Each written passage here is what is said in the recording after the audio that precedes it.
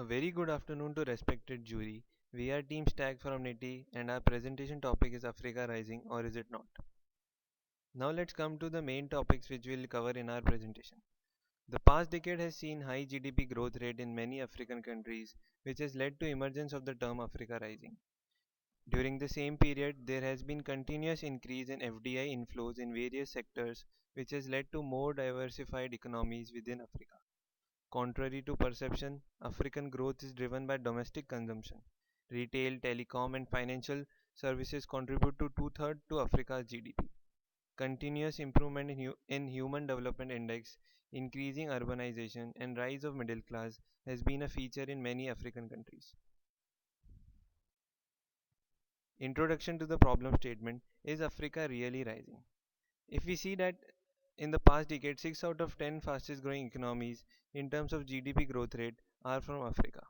African countries have a good share of global resources, which has attracted many MNCs to start their operations in Africa. Consumer expenditure grew at 17.6% due to more jobs in the region. But the challenges still remain. Reports on poverty, poor infrastructure, political unrest pose a big question. Is this growth sustainable? Should business enter Africa? Let's find out. Now, talking about the economies of Africa, there are basically three kinds of economies in Africa. The first one are the oil exporters. They are enhancing their growth through diversification. This group of countries have exported oil for many years. They have highest GDP per capita as well. Rising oil prices have lifted their economies in the past decade. The second one are diversified economies. These are the Africa's real growth engines. These groups of countries are broadly diversified. Manufacturing and services together total 83% of their combined GDP.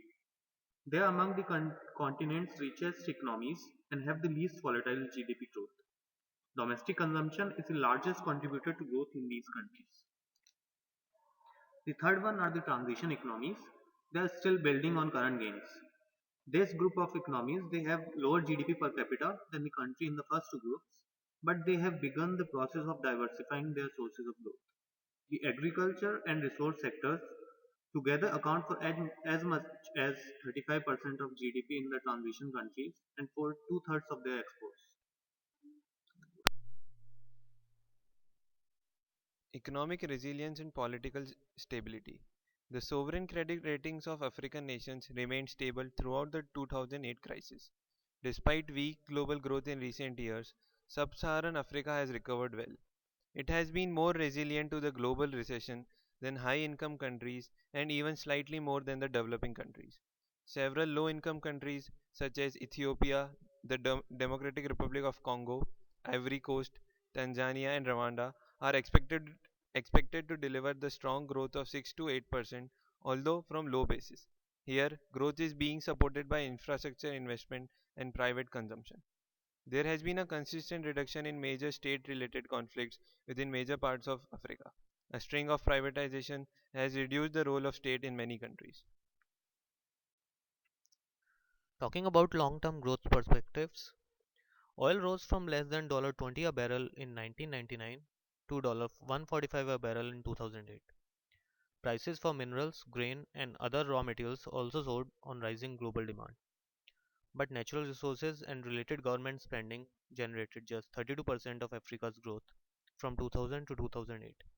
Remaining two-thirds came from other sectors, including wholesale and retail, transportation, telecommunication, and manufacturing. Economic growth accelerated across the continent in 27 of its 30 largest economies. The key reasons behind this growth surge included government action to end armed conflicts, improve macroeconomic conditions, and undertake macroeconomic reforms to create a better business climate. Also, studies show that there is a correlation between democratic transition, stability, and economic progress. African governments increasingly adopted policies to energize markets. They privatized state-owned enterprises, increased the openness of trade, lowered corporate taxes, strengthened regulatory and legal systems, and provided critical physical and social infrastructure. Rising global demand will help African continent as it boasts an abundance of riches. 10% of the world's reserve for oil, 40% of its gold, and 80 to 90% of the chromium and platinum metal group. Change in demography, urbanization, rise of middle class, and increasing labor force. Africa has seen an enormous growth in the number of people living in cities. By 2030, that share is projected to rise to 50%, and Africa's top 18 cities will have a combined spending power of $1.3 trillion. Africa's labor force is expanding in contrast to what's happening in much of the rest of the world. The continent has more than 500 million people of the working age. By 2040, their number is projected to exceed 1.1 billion, more than in China or India, lifting their GDP growth. Africa's middle class has tripled over the last 30 years, with 1 in the 3 people now considered to be living above the poverty line. The rise of the middle class as a percentage of the population has been steady throughout the past couple of decades. The current trajectory suggests that African middle class will grow to 1.1 billion, that is a 42% in 2060. The middle class is driving African growth by consumption of goods and services, retail, financial services, and telecommunications, with consumptions accounting for two-thirds of Africa's GDP growth. Now, talking about FDI flows. In 2014, FDI projects in Africa fell by 8.4%. But Africa was not alone. In other parts, the decline in FDI was even much higher. Africa's share of global capital investment and job creation hit an all time high in 2014. The continent more than doubled its share of global FDI flows. That made it the second largest recipient of capital investment during the year. Not only has external capital grown rapidly overall, but its sources have changed fundamentally. FDI has grown almost fivefold since 2000 and has overtaken official assistances. Even though coal, oil, and natural gas still accounts for a quarter of the funds poured into Africa by foreign direct investors, three consumer-facing sectors, technology, media and communications, financial services, and consumer products and retail, attracted the largest share of investor activity. FDI data suggests that natural resources in Africa, including agriculture, still have considerable investment potential. At the same time, the strengthening investor focus on consumer facing activities reflects strong economic and demographic growth.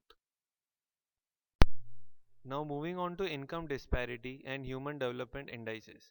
Even though the inequality in income distribution is high, it is still on the same levels as that of developed countries like US and Russia, and that of India and China are only slightly lower. According to World Bank data, the share of people living on less than $1.90 a day fell from 56% in 1990 to 43% in 2012. Data from Ibrahim Index of African Governance shows considerable improvement in Human Development Index. Health, education, and empowerment have been the key performers. There has been improvement in the rule of law and personal safety. Life expectancy in sub-Saharan Africa has increased from 50 in 2000 to 57.5 in 2012. Now, recommendations and point of view. There are various business opportunities in various sectors. Moving on first, opportunities in the food sector. With the global population expected to increase to 9.6 billion people by 2050, the concerns about future food has started creeping. Africa is in a unique position to help solve the problem by holding around 50% of the world's uncultivated land, which is arable.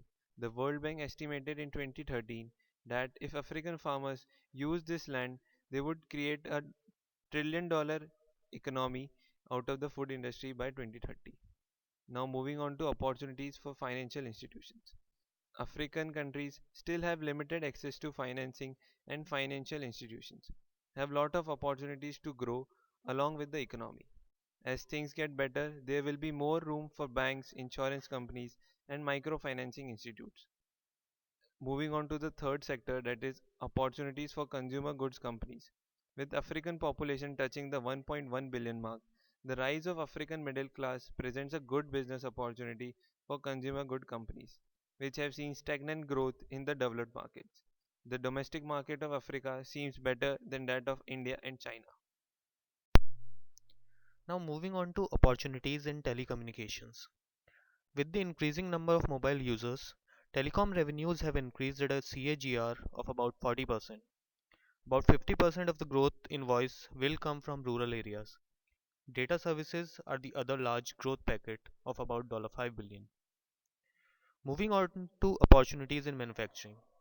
As the manufacturing costs increase in Asia, especially China, Africa with large young population can provide a cheap alternative. This will help in improving the value of exports as there will be value addition to the resources extracted from Africa, and export composition will shift from just primary resources towards secondary products. Now opportunities in tourism. Africa's scenic beauty and culture are far above the natural assets found in other regions. With these natural attributes, tourism can play an enormous role in development. Studies show that Botswana, Cape Verde, Namibia, South Africa, and Tanzania, among other countries, have high potential for tourism expansion over the next 5 years.